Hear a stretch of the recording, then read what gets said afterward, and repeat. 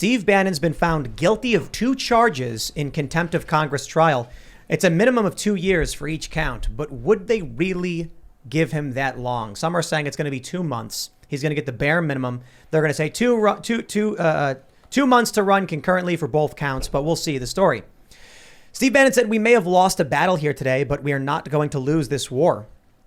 Bannon is the former executive chairman of Breitbart News, as well as a former advisor to President Trump.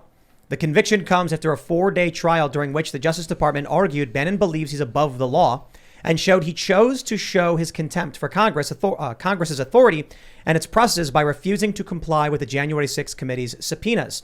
Well, instead of just reading this, let me just ask Hannah Claire, what's going on with this story? Are there any other developments, or, what's your reporting on it? Yeah, well, the major thing is that he has been following this line that he was exercising executive privilege from President Trump, that Trump's lawyers had encouraged him not to testify before the committee, not to submit any documents. And they're saying this is within, official protocol. It's acceptable. The January 6th committee says, no, he knew he was supposed to comply with the subpoenas. He has to turn over the documents. He needed to testify. You have to remember that the January 6th committee has subpoenaed 100 people. The only other person to be indicted is Peter Navarro. Peter Navarro. Thank you. And throughout the trial, it was a 4-day trial, and we had basically the Justice Department saying this is ridiculous. It's simple. He was supposed to be there. And we had Bannon's attorneys arguing that, no, there's precedent in the way. And also he was in the middle of negotiating terms. We've seen a couple other people. I think Mo Brooks said, yeah, I'll testify before January 6th, but I want it to be televised. I want it to be recorded. There are people who are uncomfortable with the way this investigation is being carried out. So a lot of the story, or a lot of the feeling, is that they're trying to make an example of Bannon. Right here, the first thing that comes to mind is, Konstantin, is this becoming Soviet-esque?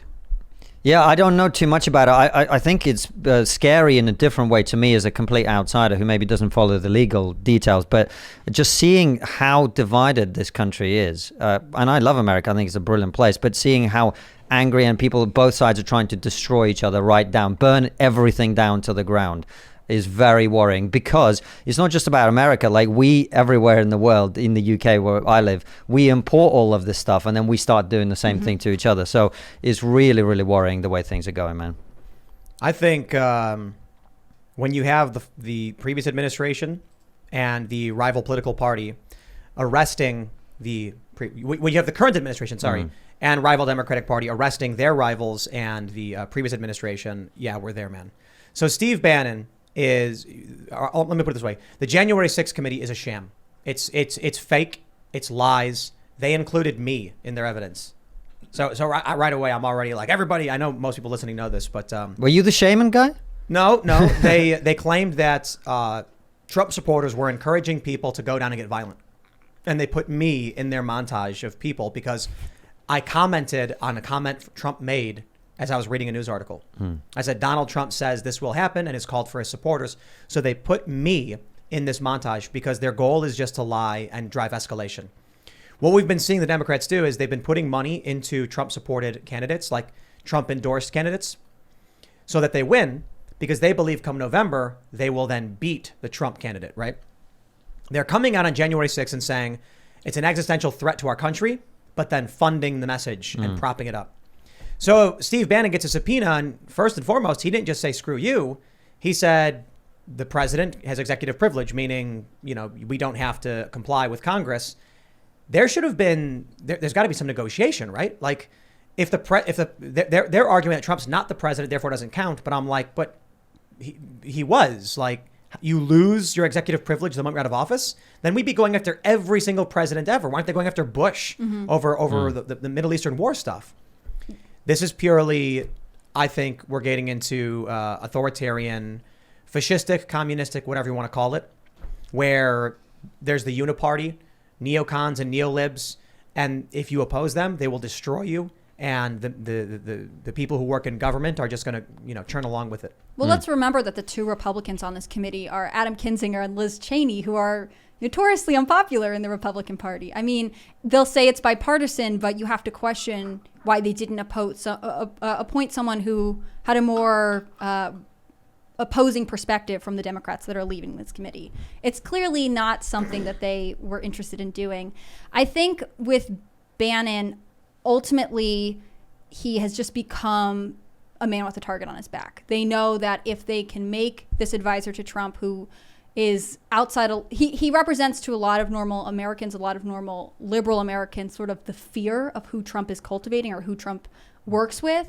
And I think I think if he goes to jail for, let's say, 60 days, they also can fine him between $100,000 and $100,000. So if they hit him with a $200,000 fine, they put him in jail for 60 days, they have sort of landed an arrow on Bannon. And that's really all this is. Tim, can I steal man? Like, I'm just curious because I always like playing devil's advocate is what I do on our show. So if you take the steel man version of the Democrat argument, right, wouldn't they say what happened was on January the 6th was an attempt to overthrow democracy, and we have to make sure this never happens again, which is why we're doing this. Is that what they would say? So one more time, the Democrats are arguing that? The January 6th, it's an attempt to overthrow democracy, and they have to follow the legal process to make sure that never happens again. That's essentially their argument. That's what they're arguing. And what's wrong with that argument, in your opinion? It's not real. So they're trying to... So I'll give you an example using me. They're trying to argue there was an organized effort, a conspiracy to overthrow the U.S. government, even though the FBI says that's not true. Initially, they did. Now you've got seditious conspiracy charges, and it's just... I think it's all fake for a variety of reasons. One, they had this unnamed co-conspirator, and the guy actually revealed himself, saying here's the chat messages. We were saying no violence. It was like criticizing people who are arguing for violence. You've got Ray Epps, for instance, this guy who's out in the street on camera telling people to go in, no charges. The media defends him. The reality is there were no cops protecting the perimeter. There was no substantial police force. There were some cops. Police opened the door to the Capitol. Did you know that? Yeah. Police opened the door. They fanned people in. There was a riot at one side, and there were people shoving their way in some areas, and maybe half of the people who walked in were invited in by the police. The cops opened the doors, waved them in. Oh, no. All of this I agree with, and I totally accept. I guess what I'm saying is I think from their perspective, a more plausible explanation is they thought Donald Trump was Hitler, right? Yeah. And then his supporters stormed the Capitol.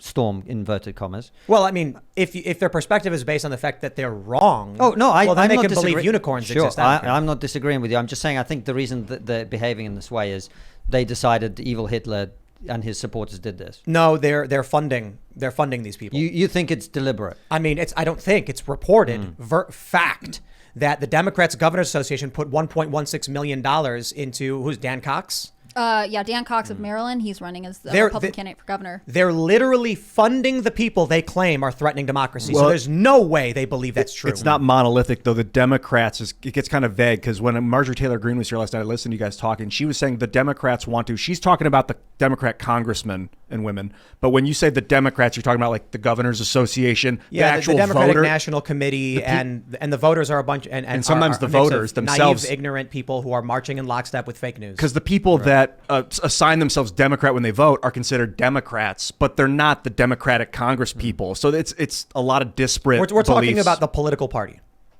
It's just such a large disparate action of people. It is. Some want this, some want that, some think it was... No. This is not the point. The point is there's democratic leadership and infrastructure, and the infrastructure and power and leadership and money has an agenda and a goal.